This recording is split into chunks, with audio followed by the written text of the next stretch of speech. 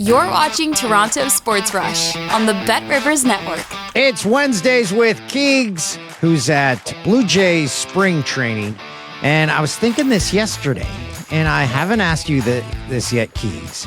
The interest in the Winter Olympics, do they have it on the screens there? They play a summer sport, so are they at all involved or interested in what's going on in Milano Cortina? They are, man. Right behind me is the media room where we hang out in all day. And it's amazing. Dan, we've had a big TV on the wall in there for, 5 years?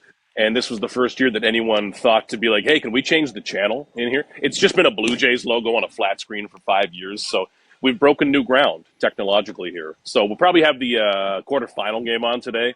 When you go into the clubhouse each morning, that's typically, I think today was the skiing. Now, which one is it? It's the skiing where you weave through the course and there's like the loose sticks in the ground that kind of flap you in the legs. You know, it's back and forth, back and forth. Slalom.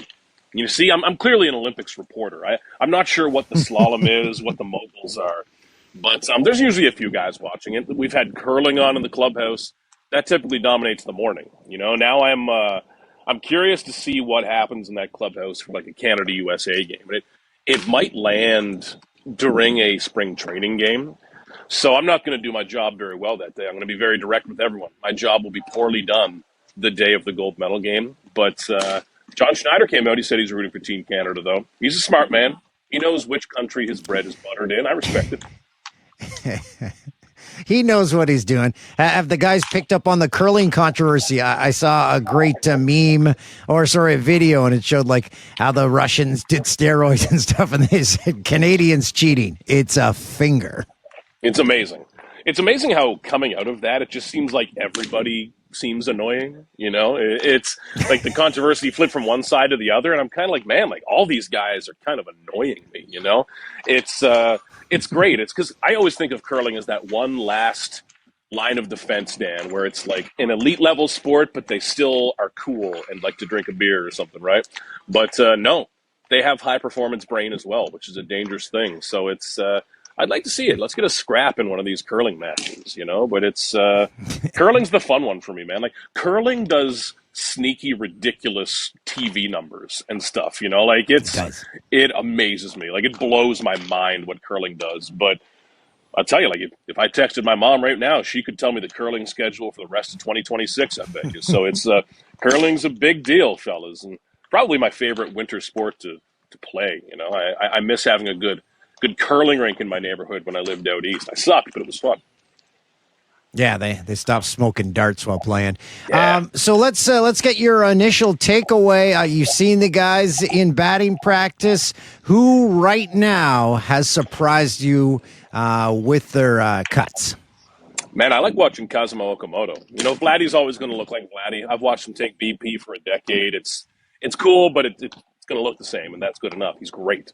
But getting to see Kazuma Okamoto has been really fun. You know, when you talk about like a guy with a really smooth swing from the left side, it feels like he has that from the right side. It is such a nice swing. It is so efficient from his starting point with his hands, how quick the swing is, how smooth it is. And he's got power, man. Like I put out the video yesterday. He was facing Cody Ponce, and he launched one, dude. Like it was massive. Right to left field, right kind of around the foul pole, but on those backfields, the foul poles are like 5 feet high because the game's, you know, it doesn't matter. And Vladdy and George and a lot of the guys are trying to convince him it's a home run, but Okamoto's a little too honest. He was waving at foul ball. I think it was a home run, but his power's legit, man. He is so fun to be around. It's so fun to see Japanese media kind of following his every move. It's making me realize I don't work hard enough whatsoever. But really cool environment, man, to have Okamoto around. And is Kaz's interpreter going to be a low-key superstar? Oh, dude, Yusuke Oshima, like he's back, man. He was Yusei Kikuchi's interpreter. And Yusuke, like number one, everybody loves Yusuke around here. Okay, like everyone was really happy to see him back. He was with Yusei when he was traded to Houston and eventually LA, but Jays roped him back in, man. Maybe they traded a few prospects, but Yusuke is so important, dude. Like I see him because it's one thing.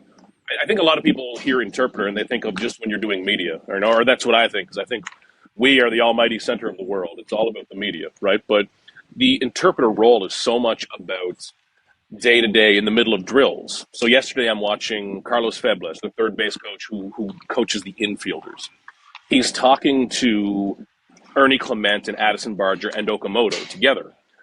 Yusuke Oshima is kind of right on Okamoto's shoulder, relaying everything that's being said in real time. And he's helping him interact with other players. And he's bridging that gap for him. It's so important, man. And just helping Okamoto learn his way around, learn this team, so that he can focus on baseball, man. Like, if you dropped me into the middle of Japan tomorrow and I had to start doing my job, I'm going to suck at that job because I'm going to be focused on where do I live? Like, what grocery store do I go to? How do I get here? Where's my hotel? Like, so the support staff that are helping Okamoto with that are so important, and it's playing a really major role. So yeah, it's Yusuke, sneaky pick for celebrity of camp this year, man. He and Gosuke Kato as well, who's around with Okamoto, so it's going to be fun. Keegs, what's the living situation for the players like down there? Do they each get a house? Do they share houses? Guys in hotels? I've never, ever asked that. Man, it's all over the place. If you are smart, both for convenience and probably tax purposes as a primary residence, you buy a place down here. You know, I'm betting a lot of the guys with big contracts have a Tampa address. And a lot of big leaguers have a Tampa address. Now, you run into players a lot, too. A lot of them, the minor league guys, are shacked up with 5 or 6 guys in one house, and, you know, they rent it out for the summer. Then there are times, Dan, where I'm in the hotel at my elevator, you know, coming home from the beach bar at 9 p.m., and, you know, Jeff Hoffman steps on or something, and I kind of just, that's when I just kind of, I'm like, okay, like, we don't need to see each other outside of work. Let's ignore each other. I remember last year because I stay over on Clearwater Beach, and I stopped in at the Publix. God bless Publix. And I was standing in line, and there was this dad with his daughter in front of me in line. And the daughter had like a pool noodle or some sort of pool toy. And she's just beating the hell out of my leg with it. You know, like she's just looking behind me, just like whack, whack, whack. And I'm thinking, and I remember because I had a case of beer and a sandwich in my hand. Like I just looked like such a guy who was here alone, getting some snacks for the room. And I'm thinking, I'm like, man, this has got to stop. And he turns around and it's Bryce Harper, right? So I'm thinking, okay, it's very good that I did not light this family up, right? Because the Phillies are nearby too. So it's a split, man. A lot of them do hotels. A lot of them are in my hotel because I think I kind of snuck in on the Blue Jays special rate. Don't tell the people at my hotel that I am not an employee of the Blue Jays. I like staying there. But they're all over the place, man, and you bump into them a lot. You know, it's like you're covering a pro baseball team in a town of 10,000 people. So it's kind of everywhere, man. Did Bryce Harper have a basket full of his ingredients for his shake that everyone has seen the video of him making? Man, just unfiltered milk and raw eggs or whatever it is. That dude is into some stuff that I am not into, man. But whatever works for you, but maybe not the diet for me. So YouTube algorithm knows what I like, police chase videos and baseball highlights. And yesterday popped on my feed, Jesus Sanchez, all 14 of his home runs last year. I can tell you this, only one went opposite field. One was off Dylan Cease, and 95% of them were line drives where I'm like, okay, that's weird. They're showing a double in this home run compilation reel. Oh, that's a home run. It's a rope. He's a tank, man. He's Addison Barger. Like, he really is. The exit velocities, how hard he swings the bat. A lot of the fancy stats are very much like Addison Barger. Now, they're way different vibes because Jesus is like happy-go-lucky, biggest smile in the world, happy to be there. And Addison Barger is just like vibrating with intensity at all times. Way different energies, but as baseball players, they're very similar. And that's why I like the move, Dan. Like, take a shot, you know. Try to find a guy who you might be able to turn into a big slugger. It's kind of like they did with Teoscar Hernandez back 10 years ago, you know? He was a flawed player, just like Sanchez is a flawed player. He's been traded a couple times. But if you can really make him mash right-handed pitching and hit some big home runs, cool. Like, that's worth taking a swing on. This team needs to raise its ceiling. The floor is more than good enough. We know what the floor is. It's great. But yeah, Jesus Sanchez is capable of hitting baseballs very hard. Like, it's kind of ridiculous. Outside of Vladdy, he's right there with Addison Barger as probably those next guys in line. And his BP has been stupid, man. It's pretty cool to watch. But like you said, Nothing's going. He's not slapping a single to left field. Okay, he is trying to turn on one and just hit tanks down the right field line, which is pretty cool. Will it work, man? I don't know. We'll see. But it's pretty cool when it does work. You know, we were talking earlier in the week. He told us about that 508-foot home run in AAA. I've never seen a home run go that far. You know, he had that clip of a 496-footer, I think, in the big leagues. He is capable of things most players are not. Will he strike out a bunch? Maybe, but he's capable of some pretty special things. He also needs a tighter fitting helmet. So who's getting left behind? If I count them up, there's too many bodies in the outfield. Someone's going to Buffalo. There's a million of them, man. It's kind of like where they started last year. I think they carried a ton of outfielders to start the year. They might do it again, Dan, because in the infield you have Vladdy at first, Ernie at second, Andres Jimenez at shortstop. And at third, you're going to have Okamoto and Barger sharing it. That might be all they do. You know, maybe they carry Leo Jimenez and you need to get rid of an outfielder. Is that Davis Schneider on the bubble? Maybe. I think Miles Straw means too much to the clubhouse and defensively and as a base runner. I think that Nathan Lucas belongs on this roster. I think they could go heavy outfield again. And when you do that, you have Barger who can slide in and out, and then Davis Schneider can slide in and out for second base. It's not an ideal roster setup. It's kind of weird, but I think it gives you your best chance, you know, and that's why I still feel like this whole thing is one guy away. That doesn't mean they need to trade for Mike Trout tomorrow or anything, but it could be a prospect breaking out. Like, one thing needs to happen.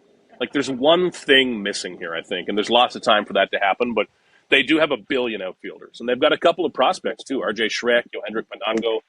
They've got 8, 9, 10 outfielders who could conceivably be playing Major League innings this year. Good problem to have, but it's a way better problem to have if somebody just starts to rake and makes you play them every day. Wait, let's back up. Is Mike Trout on the market? Why not? Let the guy play a playoff game. Damn, I mean, please. I thought he might be like retiring. He's still going. Let him play, man. Come on. Like, it can't just be the WBC for this guy. Let Mike Trout play a playoff game, please. Yeah, that'd be fascinating. I seriously have injuries not derailed his career? Like, how many games has he played recently? Let me pull this up here. Man, not enough. And tell me how old Trout is now. Is he 34? Which kind of kills me, man. He hit 232 last year, 64 RBI, 26 home run. He is let's get an age on this guy. Sorry, you're usually he's only 34. Hey.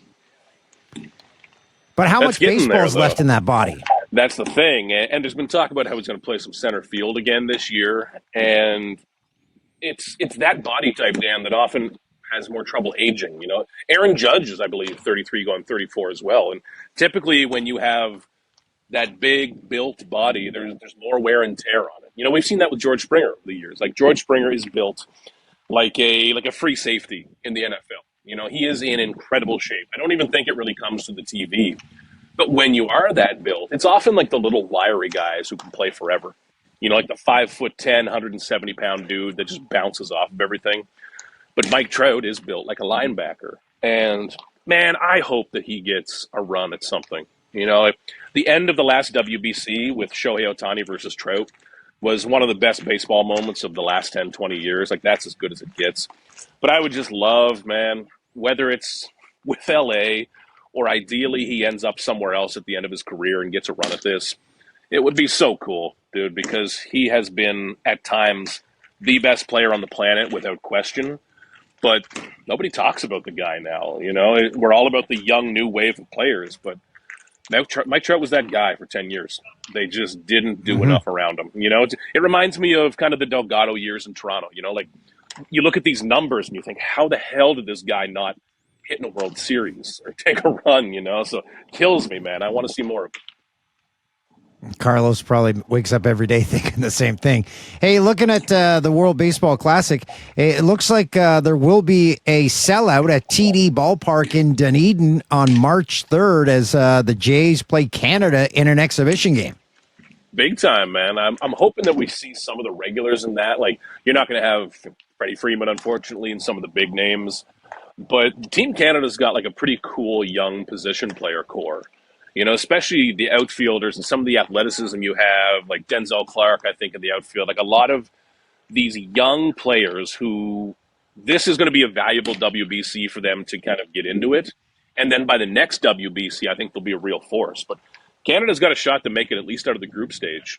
And after you're out of that, man, the WBC, anything can happen. You can have a game. That's all it takes. But they're finally in a place where, like, you're not pulling people out of their local fire department to play for a week of baseball, right? Like, they've got big leaguers. The pitching, the depth isn't fantastic, but you don't really need depth. It's a quick tournament, right? So the top end pitching is pretty good. The young position player group, you got the Nailers in there as well. Have Otto Lopez in the infield, Edouard Julien.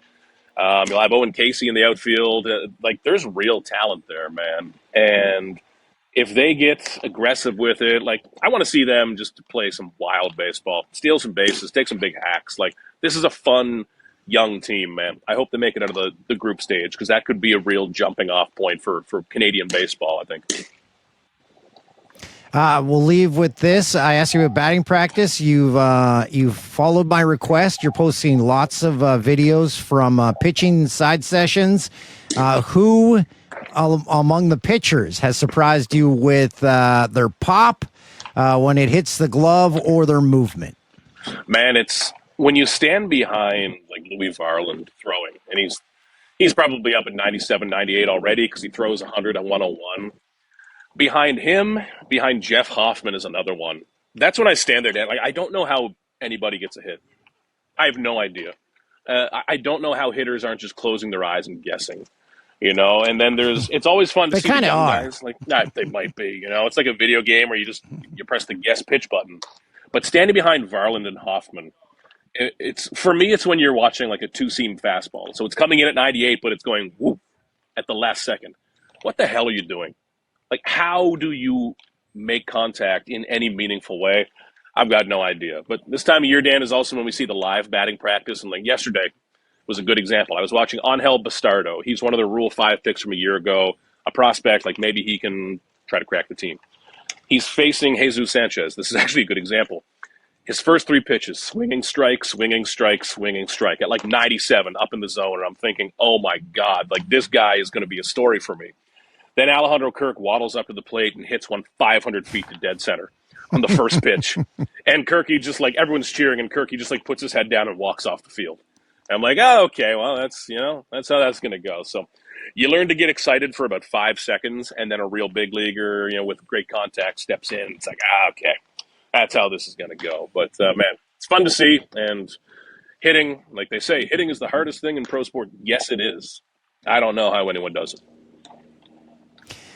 Louis Varland. Wow. It brings me back to, we saw him pretty much every game of the postseason. What was it, 16 out of 17 That guy's days? off season must have been great, where he's like, okay, I'm just going to rest. They used me a lot. Oh, yeah. That guy chucks gas, though. And he's a guy who I think, even though he's throwing 100, could throw 80 times a year. Like, don't do that. Bad idea. But he's a gamer, man. And he was the guy. I worry about the catchers. Like, I'm standing behind them, hearing the pop it's making in the mitt. Like, if you mistime that and you're getting it in the palm or the base of your knuckles, good night, man. That's not something I want to do. Well, Keegs, appreciate you. Go enjoy I almost said the snowstorm, the sunshine, because we're getting a snowstorm here. I'll try to. I think I'll find a way, Dan. Thank you. Thanks for watching Toronto Sports Rush on the Bet Rivers Network.